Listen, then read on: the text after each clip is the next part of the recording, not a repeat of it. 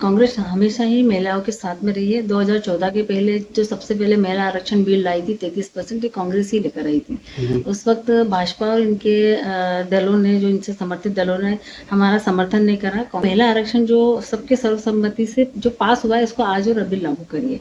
120 महिलाएं संसद में अपना भारत का प्रतिनिधित्व करती है और मध्य प्रदेश में कम से कम 80 महिला प्रतिनिधित्व करती है। सिर्फ महिलाओं का उपयोग करना चाहते हैं सत्ता के लिए। उनको महिलाओं की ना चिंता है, ना उनकी सुरक्षा की चिंता है। मध्य प्रदेश आज देश में नंबर 1 है दुष्कर्म में। तो आरक्षण सिर्फ नाम के लिए, राजनीति के लिए है। इनको कभी भी महिलाओं को आरक्षण नहीं देना है। नमस्कार, मैं हूं आपके साथ भास्कर तिवारी और जिस तरीके से आज हम बात करने के लिए उपस्थित हुए हैं वो मुद्दा ये है कि आखिरकार समूचे देश में महिला आरक्षण के मुद्दे को लेकर के चर्चा हो रही है और इस बात पर जोर दिया जा रहा है कि आधी आबादी को ताकत मिले और उसको मजबूती मिले। उसकी भागीदारी जो है वो चाहे संसद हो चाहे आम काम की जगह हो, उसकी भागीदारी 50% सुनिश्चित हो। और इसी के साथ महिला आरक्षण को लेकर के जो राजनीति चल रही और विपक्ष भी इस मुद्दे को लेकर के मुखर है। सरकार इस मुद्दे पर विपक्ष पर आरोप लगा रही है कि विपक्ष इस मुद्दे को आगे बढ़ने नहीं देना चाहता है, यानी महिलाओं को अधिकार नहीं देना चाहता है। इन तमाम विषयों को जानने के लिए मध्य प्रदेश महिला कांग्रेस की अध्यक्ष रीना बोरासी सेतिया जी मौजूद है हमारे साथ। मैम, आपका बहुत बहुत स्वागत है। और मेरा पहला सवाल यही होगा कि जो महिला आरक्षण के मुद्दे को लेकर के इस तरीके से सियासी घमासान बचा हुआ है और जिस तरीके से आप लोग मध्य प्रदेश में कैंपेनिंग कर रहे हैं कि महिला आरक्षण लागू करो, तुरंत लागू करो और अभी लागू करो, तो ये परिप्रेक्ष्य आपका क्या है और इसके उद्देश्य में आप लोगों की आगे की योजना क्या है?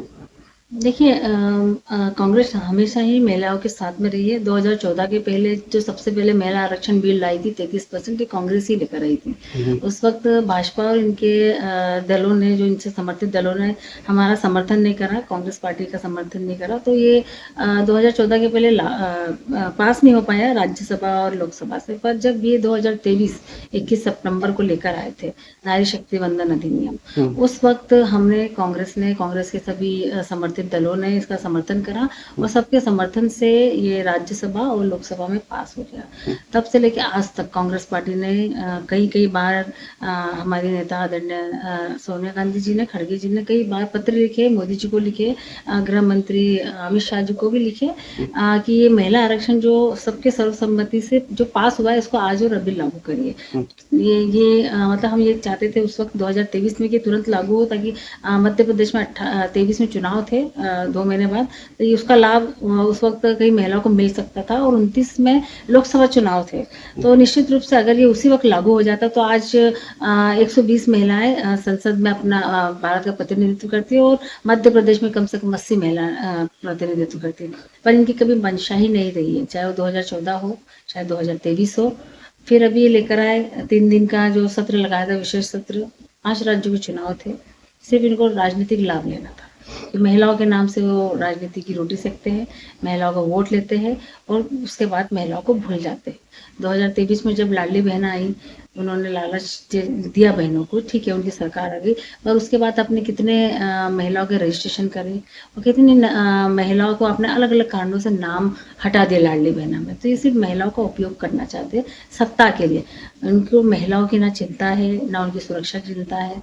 मध्य प्रदेश आज देश में नंबर 1 है दुष्कर्म में। तो आरक्षण सिर्फ नाम के लिए, राजनीति के लिए है। इनको कभी भी महिलाओं को आरक्षण नहीं देना है, क्योंकि कानून बन चुका है। पूरे देश में एक भ्रम फैलाया जा रहा है कि कांग्रेस ने महिला आरक्षण बिल गिरा दिया। अरे भाई, जो लोकसभा में पास हो चुका है, दोनों जो राज्यसभा में पास हो चुका है, जो कानून बन चुका है, उसको कैसे गिराएंगे? सिर्फ उसको लागू करना है। और हमारी ये मांग है कि मध्य प्रदेश में 230 सीट पे आप तुरंत लागू करें, ताकि आने वाले समय में 28 में हम 80 महिलाओं हमारे राज्य का प्रतिनिधित्व करें। और हम चाहते हैं 543 सीट पे ही इसका आरक्षण 33% करो। हम आपके साथ में हैं। अब हमारी यही मांगे कि आप तुरंत और अभी लागू करिए। जब आरक्षण की बात चल रही है और इन सब के बीच में जब से आप आई हैं तो मध्य प्रदेश महिला कांग्रेस को मैंने देखा कि एक अलग तरीके से एक्टिव हुई है। खासकर आप लोगों के जो कैंपेनिंग का फॉर्मेट है वो ये है कि विधानसभा, जिला से, संभाग से लेकर के बूथ स्तर तक पहुंचने की। और अभी आपने बहुत सारे इंचार्ज भी नियुक्त किए हैं, और आपने इस बार ऐसा मैंने देखा कि काफ़ी एक्सपीरियंस्ड लीडर को भी मिक्स किया है, फिर उसके बाद आपने थोड़ा जूनियर लेवल के लोगों को भी मौका दिया है जो युवा हैं। तो मेरा मतलब ये है इस सवाल पूछने का कि क्या आप इसको भी इस तरीके से रखना चाहते हैं कि महिलाओं की भागीदारी अब सुनिश्चित करने के लिए कांग्रेस एक बड़ा कदम उठा रही है? जी बिल्कुल, निश्चित रूप से महिलाओं के बारे में हमेशा कांग्रेस सोचती है। और देखिए, जिस तरीके से महिला कांग्रेस एक्टिवली काम करी हर जिले वाइज, कोई भी प्रोग्राम हो, प्रदेश महिला कांग्रेस का हो या अखिल भारतीय महिला कांग्रेस का हो, हर एक जिले में महिला कांग्रेस की हर एक पदाधिकारी, चाहे वो पुरानी हो, चाहे वो नई हो, चाहे वो आने वाले समय में महिला कांग्रेस में अपना भविष्य देखती हो, सब एक साथ होकर, एकजुट होकर जिस तरीके से मेहनत कर रही है कांग्रेस की, तो निश्चित रूप से 28 में तो हम आ रहे हैं और 29 में भी महिला कांग्रेस ही, चाहे वो मध्य प्रदेश में है या प्रदेश हो या फिर पूरे ऑल ओवर इंडिया में हो, आएंगे हम लोग। महिला इतनी मेहनत करी तो निश्चित प्रभारी मैंने नियुक्त करे हैं, वो सब अपने अपने प्रभार क्षेत्र में लगातार जा रही हैं, ताकि महिला कांग्रेस में और भी नई महिलाओं को जोड़े। हमारा सदस्यता अभियान चल रहा है, जिसमें नई नई हम महिलाओं के पास जाते हैं, हमारी महिला पदाधिकारी सदस्य उनको बनाती है, हमारी विचारधारा से जुड़ती है। इससे हमारा संगठन का विस्तार हो रहा है और कांग्रेस पार्टी की विचारधारा से कई महिलाएं जुड़ गई हैं। अभी हमारे मध्य प्रदेश की 50,000 से ऊपर मेंबरशिप हो गई, जो पूरे देश में तीसरे नंबर पर अभी मध्य प्रदेश चल रहा है मेंबरशिप में। निश्चित रूप से आने वाले समय में हम नंबर 1 हो जाएंगे आगे आने वाले 2-3 महीने में। तो जिस तरीके से मध्य प्रदेश की महिला काम कर रही है, उसको देख के मुझे भी बहुत खुशी होती है और आश्चर्य होता है कि इतनी एनर्जी लेवल, क्योंकि मैंने हर एक वर्ग की महिलाओं को निकाला, एज ग्रुप की महिलाओं को निकाला। एक 60+ भी है, एक 50 भी है, एक 20, मतलब NSY के बच्चे भी मेरे साथ में जुड़े, जिनको मैंने पद दिए। तो निश्चित रूप से लोगों में क्रेज आ रहा है महिला कांग्रेस का, तो सब जुड़ रहे हैं मेरे साथ। मैम, जब आपने पॉलिटिकली बात कर ही ली है तो एक सवाल और आता है कि अगर मध्य प्रदेश में जब आगामी जो विधानसभा चुनाव हैं, तो क्या इस बार महिलाओं को लेकर के जिस तरीके से आप मांग कर रहे हैं, उसी हिसाब से मध्य प्रदेश में महिलाओं को टिकट मिलेगा, यानी महिला नेताओं को विधायक बनाया जाएगा कांग्रेस को से? 33% लागू होता है, अच्छी बात है, वो कंपलसरी है, लेकिन उसके बावजूद भी 50% हम महिलाओं को टिकट देंगे। ये कांग्रेस ने उत्तर प्रदेश में भी करा था, 50% महिलाओं को टिकट दिया। तो ये रीति नीति है कि महिलाओं की जितनी भागीदारी हम सुनिश्चित करेंगे, उतनी ही निश्चित रूप से हमारी सरकार आने के ज्यादा चांसेस है। मैम, आपके ही पीसीसी चीफ हैं जीतू पटवारी जी, उन्होंने बोला महिलाओं के लिए कि अब महिलाओं को कहीं और भटकने की जरूरत नहीं है, वो ग्राउंड जीरो पर काम करें। हमारी नजर बनी हुई है और उन्होंने बोला कि आपकी भी नजर बनी हुई है और टिकट लेकर के जाएं हमारे पास से। मेरा प्रश्न ये है कि ये क्राइटेरिया क्या आपने तय कर रखा है, किन किन बिंदुओं पर महिलाएं काम करें जिसके आधार पर उनको टिकट भी मिलेगा और वो आगे विधायक भी बनेंगे? देखिए, अभी 2.5 साल है चुनाव में, आने वाले समय में 2028 में हमारे मध्य प्रदेश में चुनाव, उसमें हम ये आइडेंटिफाई करेंगे कि महिलाएं कितनी एक्टिवली कांग्रेस पार्टी की विचारधारा को कितना तरीके से, अच्छे तरीके से फैला रही है, लोगों के बीच में कितनी महिलाएं जोड़ रही है और कितने महिलाओं के मुद्दे वो अपने क्षेत्र में उठा रही है, क्योंकि हर क्षेत्र के अलग अलग मुद्दे होते हैं महिलाओं से संबंधित। तो जब उनकी इतनी एक्टिवता, उनकी सक्रियता देखी जाएगी और बहुत सारी चीजें हैं कि उनका व्यवहार भी साथ में बात करेंगे, क्योंकि नेता बनने के लिए, चुनाव लड़ने के लिए एक व्यवहार भी बहुत मायने रखता है। तो किस तरीके से उनके क्षेत्र में उनकी पकड़ है, ये बहुत मायने रखेगी कि आपके साथ में, क्योंकि धन्य प्रदर्शन होता है तो निश्चित रूप से हमें एक बड़ी संख्या का महिला का एक ग्रुप चाहिए होता है। तो सब चीज़ों को आइडेंटिफाई कर रहे हैं हम लोग और आने वाले समय में निश्चित रूप से आप 33% और 50% महिलाओं को टिकट देंगे। चलते चलते एक और सवाल ले लेता हूँ मैम। एक सवाल ये है कि जो ये सिलेंडर का क्राइसिस है, अभी क्या है कि ग्रामीण अंचलों में 45 दिन की बात की जा रही है, लेकिन मैं खुद बीइंग अ रिपोर्टर मैं बता रहा हूँ कि मेरे पास ऐसे बहुत से जिलों से रिपोर्ट्स हैं कि जहाँ पर महिलाओं को अभी भी चूल्हे पर खाना बनाना पड़ रहा है, क्योंकि उनको एलपीजी क्राइसिस का फेस करना पड़ रहा है। दूसरी चीज़ ये है कि रेट बहुत ज़्यादा हाई हो रहे हैं, सरकार कहती कुछ और है, एलपीजी के जो एजेंसी वाले मालिक हैं वो कुछ और रेट प्राइस वहाँ पर फेयर कर रहे हैं। तो इसको लेकर के आपकी क्या प्रतिक्रिया है? इसमें सब भ्रष्टाचार है, सरकार कुछ और कह रही है, आपने बोला है, और एजेंसी के मालिक कुछ और, दोनों मिलके ही जनता को बेवकूफ़ बनाने की कोशिश कर रहे हैं। हम 3 महीने हो गए, हमें एलपीजी को लेके, महंगाई को लेके अलग अलग समय पे हम इसका विरोध प्रदर्शन करते आ रहे हैं। हमने अभी भी 2 दिन पहले भी भोपाल में भी किया था और पूरे जिले वाइज पूरे सभी जगह हम लोगों ने एलपीजी को ले, इसको पेट्रोल डीजल को लेके हम लोगों ने प्रदर्शन किया था। कहीं धक्का मार स्कूटी चलाई थी, मतलब अलग अलग सभी लोगों ने करा था। तो इसकी जो त्रस्त है महिला, क्योंकि महिलाओं का बजट बिगड़ता है महंगाई से, और जब महिलाओं का बजट बिगड़ता है निश्चित रूप से एक परिवार का पूरा बजट बिगड़ जाता है, क्योंकि पेट्रोल डीजल महंगा होगा, एलपीजी महंगी होगी, उसके रसोई में फ़र्क पड़ेगा, उसके बच्चों के एजुकेशन में फ़र्क पड़ेगा, उसके उसके हस्बैंड के, उसके पति के इनकम पे फ़र्क पड़ता है, तो निश्चित रूप से एक पूरा परिवार उससे त्रस्त हो जाता है। और महंगाई जो है लगातार बढ़ती जा रही है। इन्होंने जो बात करी, युद्ध की बात की, तो बात में जब 2008 की बात करूंगी मैं, उस वक्त कांग्रेस की सरकार थी और डॉक्टर मनमोहन सिंह जी प्रधानमंत्री थे। पूरे वैश्विक आर्थिक मंदी आई थी जिसमें पूरा विश्व उसकी चपेट में आया था। पर उस वक्त भारत सीना तान के क्यों खड़ा था? क्योंकि प्रधानमंत्री जो हमारे थे उन्होंने बड़ी सूझबूझ रीति नीति से उस वैश्विक संकट से भारत को निकाल के रखा। तब हम गर्व से कहते थे कि हम भारत में रहते हैं और हम भारतीय हैं, और हमारे प्रधानमंत्री डॉक्टर मनमोहन सिंह जी थे।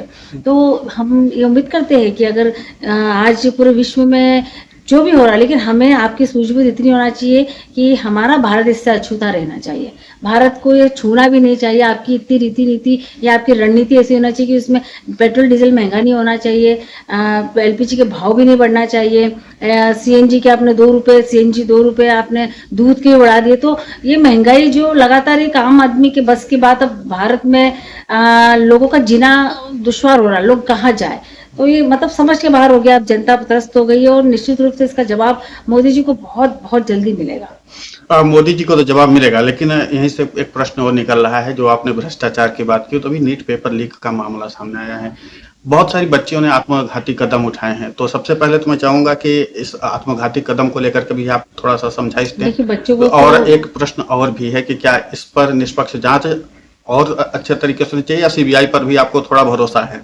देखिए निष्पक्ष जांच अब मोदी जी के होते हुए तो होना ही नहीं है, क्योंकि नीट पेपर पहली बार नहीं हुआ, 2024 में भी लीक हुआ था और अभी तक अलग अलग पेपरों में 90 बार पेपर लीक हुए, 50 बार उसकी परीक्षाएं हुई है। अब देखिए एक बच्चा इस गांव से आता है, पढ़ता है, साल 2 साल यहाँ पढ़ता है, उसके रहने खाने से लेके उसकी पढ़ाई लिखाई कोचिंग हर चीज़ का खर्चा माँ बाप किस तरीके से करते हैं आप समझ सकते हो। उसमें बच्चा पेपर देने जाता है और आधे घंटे बाद 1 घंटे बाद जब वो घर आता है तब उसको पता चलता है उसका पेपर लीक हो गया और वो एग्जाम रद्द हो गई। तो उस माँ बाप पे, उसके परिवार पे या उस बच्चे पे क्या बीतेगी? निश्चित रूप से ये बच्चों को आघात पहुंचाता है और वो गलत कदम उठाते हैं। तो मेरा बच्चों से भी ये संदेश देना चाहूंगी कि सब चीज़ें आती है लाइफ में, अप्स एंड डाउन चलते हैं, उतार चढ़ाव चलते हैं, होते हैं, पर आप अपने परिवार को ऐसे गलत कदम उठा के परिवार को सजा ना दें, क्योंकि ये सजा आपके परिवार के लिए नहीं, सरकार कर रही है, उनके भ्रष्टाचार से कर रही है। कहीं ना कहीं इनके मंत्री, इनके अधिकारी इसमें लिप्त है, तभी इतनी बड़ी नीट का पेपर बहुत बड़ी बात होती है, बच्चों का भविष्य होता है।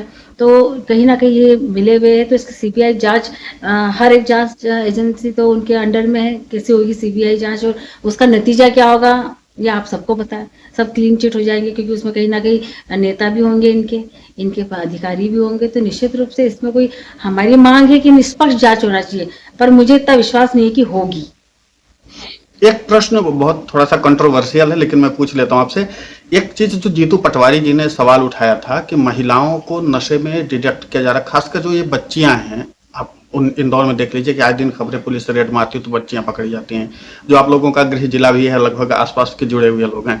मैं ये देख रहा हूँ मध्य प्रदेश में ये जो आजकल कप सिरप चलती है, इसका नशा महिलाओं और बच्चियों के बैग से बरामद होने लगी हैं ये चीजें।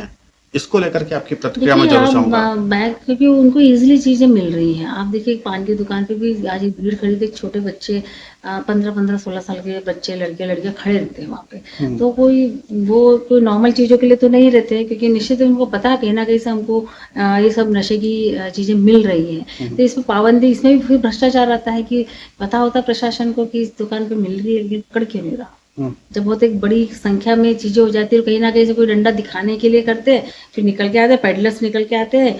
और इसमें कहीं ना कहीं सरकार की इनकम है, क्योंकि लोग उसमें उन्हीं के लोग इन्वॉल्व हैं। तो ये लगातार, क्योंकि जब कमलनाथ जी आए थे उस वक्त उन्होंने एक मुहिम चलाई थी नशा मुक्ति के लिए। तो आप देख रहे पूरे प्रदेश भर की में सारी पेडलर्स पकड़ाए गए थे उस वक्त। तो वो ऐसा मुहिम इस सरकार को चलाना चाहिए। मोहन यादव जी को मैं सलाह देना चाहूंगी, बोलना चाहूंगी कि हमारे बच्चों को नशा से मुक्त कराइए और ऐसे मुहिम चलाइए ताकि बच्चों तक ये इजीली नशा नहीं पहुंचे। क्योंकि आज कहीं भी, एक मेडिकल पे भी मिल जाएगा, एक पानी की दुकान पे भी मिल जाएगा, कहीं भी मिल जाता है बच्चों को। तो ये तो स्कैम है, बड़ा स्कैम है। मैम मैं इसलिए बोल रहा हूँ क्योंकि मैं जिस जिले से आता हूँ रीवा से, वहां पर मैंने बहुत बारीकी से इन चीजों को देखा कि किराने की दुकान से लेकर के हर छोटी दुकान पर है। तो मैं ये चाहूंगा कि कांग्रेस अपना स्टैंड क्लियर करे कि अगर कांग्रेस की सरकार मध्य प्रदेश में आती है 2028 में, तो अभी से लेकर के कांग्रेस अपनी मंशा साफ कर दे कि इन पर क्या एक्शन होगा। देखिए 2018 में भी जब कांग्रेस सरकार आई तो सबसे पहले इन्हीं पे ही हुआ था। आप देखिए रोज पेपर में हम पढ़ते थे तो उस वक्त की अलग अलग पेडलर्स पकड़ा, जो कांग्रेस ने काम किया था कि बच्चों को बचाने के लिए, नशा मुक्ति के लिए। और आने वाले समय में कांग्रेस सरकार आएगी तो निश्चित रूप सबसे पहले हम इन्हीं पे अटैक करेंगे। जितने भी पेडलर्स उनको पकड़ेंगे और सजा देंगे। अगर वो पकड़ाई में आते हैं और दोषी मुक्त पाए गए तो निश्चित रूप से उन्हें सजा देंगे, क्योंकि हमारे लोगों का भविष्य, ये बच्चे 15, 16, 17, 18 साल के हैं। आने वाले समय में हमें हमारे भविष्य को बनाना है, तो निश्चित रूप से इस पर कड़ी कार्रवाई कांग्रेस करेगी। बिल्कुल मैम, तो आपने थोड़ा सा समय दिया हमारे लिए। तो ये आप देख रहे थे, हम बातचीत कर रहे थे मध्य प्रदेश महिला कांग्रेस की फायर ब्रांड कांग्रेस नेत्री रीना बोरासी सेतिया जी से, और उन्होंने जिस तरीके से इन विषयों पर अपनी बात रखी है, आपको उनकी बातचीत कैसी लगी है हमें कमेंट करके जरूर बताइए। कमेंट बॉक्स खुला हुआ है। और मैम आपने व्यस्तता में समय निकाला, उसके लिए आपका बहुत बहुत शुक्रिया।